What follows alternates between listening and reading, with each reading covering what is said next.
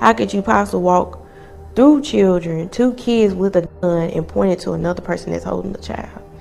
That's sad. That's really sad. So I mean, I just don't know what could have possibly driven her to that point. I understand people have breaking points, but not to the point where you want to end someone's life, because once they're dead, they're dead. In the late hours of July 7, 2023, a confrontation turned deadly when a side chick kills a 6-month pregnant woman for having a baby by her boyfriend. At around 7 p.m., Birmingham police rushed to the scene, responding to what would soon be described as one of the city's most shocking crimes. Right now, the Birmingham Police Department is on the scene of a person shot who has suffered life-threatening injuries.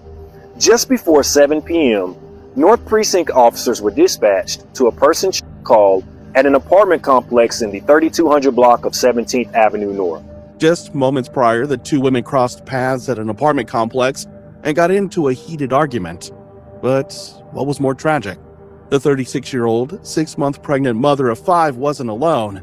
Not only was her other children present on the scene, but she was carrying her 2-year-old when she was shot at by the side chick, right in front of her young children. A horrifying act that not only ended her life, but also claimed the life of her unborn child. But little did anyone know what unfolded that Friday evening would not only shatter one family, but also set off a chain of events no one saw coming. Sadly, this isn't the first time we've had to tell a story like this. Think back to a 38-week pregnant woman who was killed for revealing a wrong baby gender. Okay, hey, I'm the mama, and I think it's gonna be a boy. What's going on? It's your boy Sosa. I'm the daddy. I'm telling girl, you tell me. Telling girl, it's a girl, I already know it, man. You feel me? If you haven't seen it yet, I strongly encourage you to watch. The parallels are chilling. I will leave the link at the end of this video. Now, let's look at the life and tragic death of Justina Wallace.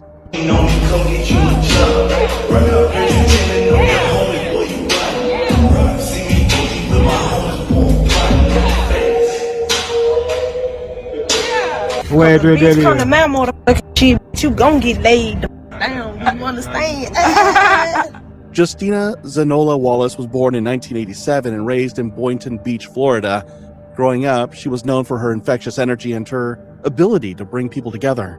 She had a supportive family and strong ties to her community. She attended Boynton Beach Community High School, where she was outgoing and well-liked by her classmates. Even after high school, Justina enrolled at Miles College in Alabama, hoping to further her education.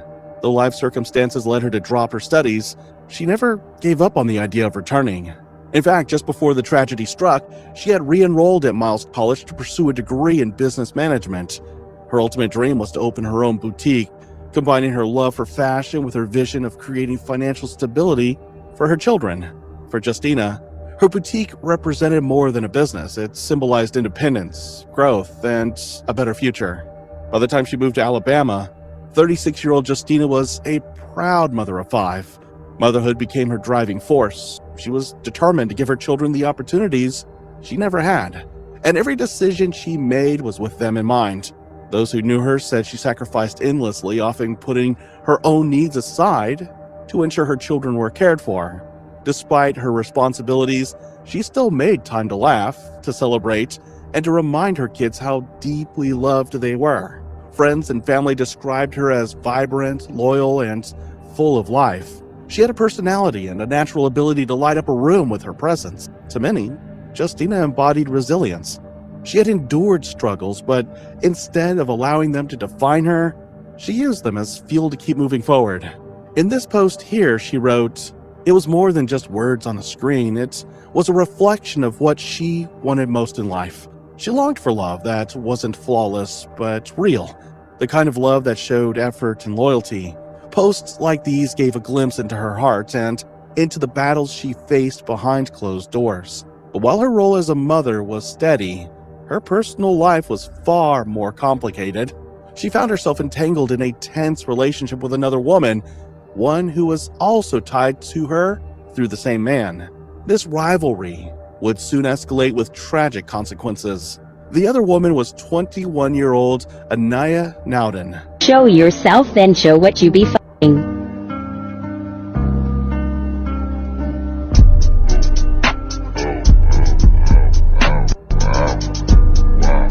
Just like Justina, she was also pregnant at the time. And like Justina, she had children fathered by the same man. This fragile connection created a volatile dynamic, one that quickly grew from quiet resentment into outright hostility. Anaya was much younger than Justina, still navigating adulthood while trying to raise her children. Friends described her as outspoken, fiery, and someone who didn't back down from conflict. She had dreams of her own, wanting stability, a better life for her kids, and to be recognized as more than just someone caught in a complicated love triangle. But with her youth and temperament, she was often quick to react when she felt disrespected. The tension between the two women played out publicly, most especially on social media. Each felt betrayed and belittled, each determined not to be made a fool in front of others. At first, it seemed as though the rivalry might remain confined to arguments and harsh words, but as emotions festered and outside voices fueled the fire, the situation began to spiral beyond control, setting the stage for a tragedy no one could have imagined. On July 7th, 2023 at around 7 p.m., Justina and Anaya crossed paths at an apartment complex. At the time, Justina was heavily pregnant with her sixth child. The encounter quickly escalated into a loud, raw, and deeply personal argument. Both women hurled accusations, blaming each other for having children by the same man, and as neighbors whispered, possibly both being pregnant by him again, their shouting echoed through the complex, drawing attention from nearby residents. Neighbors could hear every word of the heated exchange, and some even began recording on their phones, unaware that they were capturing the final moments of Justina's life. But what began as a verbal dispute quickly escalated. Anaya drew a gun, pointed it directly at Justina. But the most chilling part was that Justina wasn't alone. She was holding her 2-year-old daughter, Sky, in her arms, and her 2 sons stood only feet away, forced to witness the horror that was about to unfold. Right at that moment, the confrontation transformed from a bitter argument into something irreversible. Anaya, without a second thought, fired the gun, and Justina was struck. Still clutching little Sky in her arms, she staggered a few steps before collapsing to the ground. The sound of the gunfire was quickly replaced by heart-wrenching screams of her children, their cries piercing the air. Neighbors rushed forward in shock, horrified that such brutal violence had unfolded in plain sight and, worse, in front of young children who could do nothing but stand frozen, watching their mother fall. Panic rippled through the crowd as some tried to shield the children from the scene, while others frantically called 911, desperate for help that was already too late. First responders arrived within minutes. Birmingham Fire and Rescue Service worked quickly to stabilize Justina and rushed her to UAB Hospital. Just before 7 p.m., North Precinct officers were dispatched to a person called at an apartment complex in the 3200 block of 17th Avenue North. Officers arrived on scene at the complex when they observed an adult female victim lying unresponsive, suffering from an apparent gunshot wound. Birmingham Fire and Rescue personnel arrived on scene and then transported the victim to UAB Hospital. Sadly, she has suffered life-threatening injuries. Doctors fought tirelessly through the night, but her injuries were too severe. On July 8th, 36-year-old Justina Wallace was pronounced dead. The loss was devastating. Not only had her children lost their mother, but the unborn child she carried had also been taken in the violence. For her family, it was a double tragedy that words could barely capture.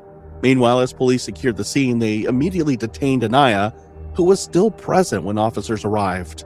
Investigators began pulling together the pieces of what really happened that night, and what they discovered left the community shaken.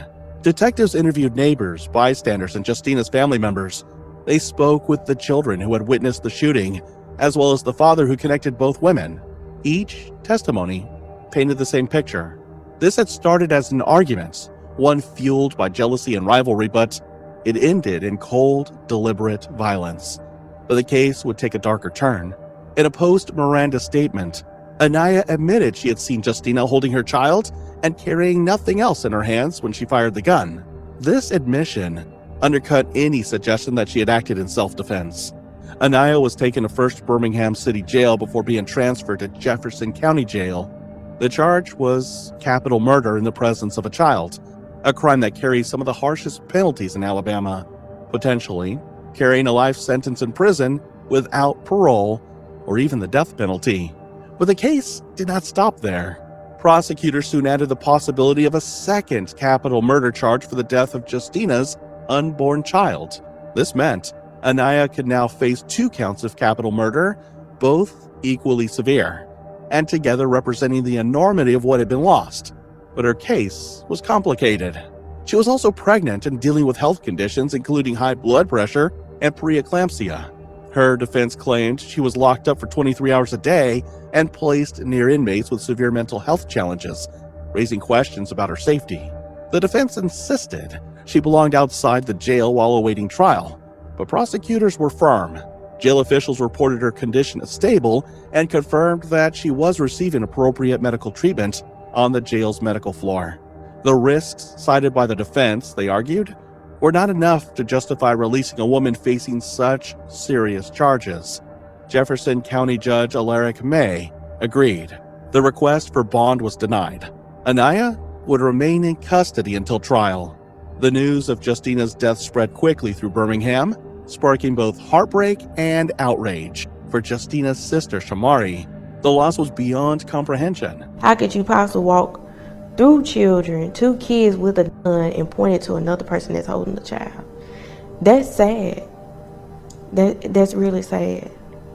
So I mean, I just don't know what could have possibly driven her to that point. I understand people have breaking points, but not to the point where you want to end someone's life, because once they're dead, they're dead. She spoke of the long hours waiting at the hospital, desperate for updates after her sister was rushed into surgery. Hope slowly faded as the family realized they were not just losing Justina, but also the unborn child she carried. But the most devastating part? The trauma left behind for Justina's children. They had been only feet away during the shooting. Her toddler, Sky, had been in her arms when the bullet struck. Children so young to witness their mother's final moments was something the family feared would haunt them for life. But just when the family thought the pain could not grow any deeper, a bitter reminder arrived only days later. Sky's second birthday came just days after her mother's death. Friends and relatives insisted the celebration should continue, believing Justina would have wanted her daughter's life honored in grief. The gathering was filled with balloons, presents, and a birthday cake decorated with Justina's picture. Children laughed and played, but beneath the smiles, there was a profound sadness. Sky blew out her candles surrounded by loved ones, but without the mother who had always been at her side. It was a moment that underscored the cruelty of what had happened. The little girl's milestone was forever marked by the memory of her mother's violent death. The truth, however, was that Sky and her siblings would not face their future alone. The Birmingham community rallied quickly around the Wallace family. Neighbors, church members, and even strangers stepped forward to provide meals, financial support, and childcare. Advocacy groups that worked with survivors of domestic violence also spoke out, using Justina's story as a painful reminder of how dangerous volatile disputes can become when weapons are present. When you take lives, you don't just take their lives, you take the lives of everybody. Social media amplified the call. Posts honoring Justina spread across platforms, many using her name to raise awareness about domestic violence and gun violence. For every family member who struggled to explain her absence, there were dozens of supporters standing ready to help. But despite the comfort of the community, the looming legal battle meant that the family's fight was far from over. Prosecutors made it clear they intended to pursue the most serious penalties available. On one side, prosecutors built their case on clear, devastating evidence. Anaya had admitted she saw Justina holding her toddler and no weapon at the time of the shooting. The presence of multiple children, combined with her own admission, left little room for doubt. On the other side, the defense began shaping an argument about self-defense. They claimed the dispute between the two women had escalated and that Anaya feared for her own safety, despite her own admission that Justina had been holding her toddler and nothing else. It was a fragile claim, one that clashed with eyewitness accounts, video evidence, and her recorded statement. Still, under Alabama law, the burden would rest on the prosecution to prove beyond a reasonable doubt that the shooting was not justified. Meanwhile, all eyes turned to the courtroom with two potential counts of capital murder. one for Justina, and one for her unborn child. The stakes could not have been higher. Alabama law allows prosecutors to seek the death penalty in such cases, though no decision had yet been made about pursuing it. And until a verdict was reached, Justina's family would be forced to relive the tragedy again and again. What happens there would also determine whether Anaya would ever walk free again. In early July 2020, Justina's loved ones gathered to say their final goodbyes. The service was filled with music, flowers, and stories of the woman she had been. We love you, Justina. We love you, Justina. We love you, Justina. Release your balloons. Let them go, yeah. Friends remembered her vibrant energy, her laughter, and her determination to provide a better life for her children. Family members spoke of her devotion as a mother. He loved forever. Even in her passing, God is still using her as a light unto this world. Her dreams of finishing her degree and her plans to open her own business. Her children were at the center of every memory shared. Each story circled back to how much they meant to her and how deeply she had lived for them. But the most heartbreaking part of the ceremony was not in the words spoken, it was in the absence felt. An unborn child who would never take their first breath, a 2-year-old who had been cradled in her arms during her last moments, and 5 siblings who would grow up carrying scars no child should bear. At the time of writing this story, the case against 21-year-old Anaya Naudin remains pending. The prosecution continues to prepare evidence while the defense signals it will fight under the banner of self-defense. The possibility of 2 capital murder charges looms heavily. If convicted, Anaya would spend the rest of her life in prison or face the ultimate penalty. For Justina's family, the legal outcome matters, but it will never erase the pain of what happened. Their focus now is on raising her children, ensuring they have the support and love they need to move forward. Community members have stepped up with donations, childcare, and counseling resources, but the road ahead is long, and healing will take years. Justina's death is not just a story of one woman, it is the story of many. It is a reminder of how fragile life is when jealousy, conflict, and violence collide. It is a warning about the devastating impact of gun violence, especially when children are caught in the middle. My condolences to the family during this difficult time. May you find strength, comfort, and peace in the love and support surrounding you as you await justice. What do you think? Let us know what you think in the comments below, and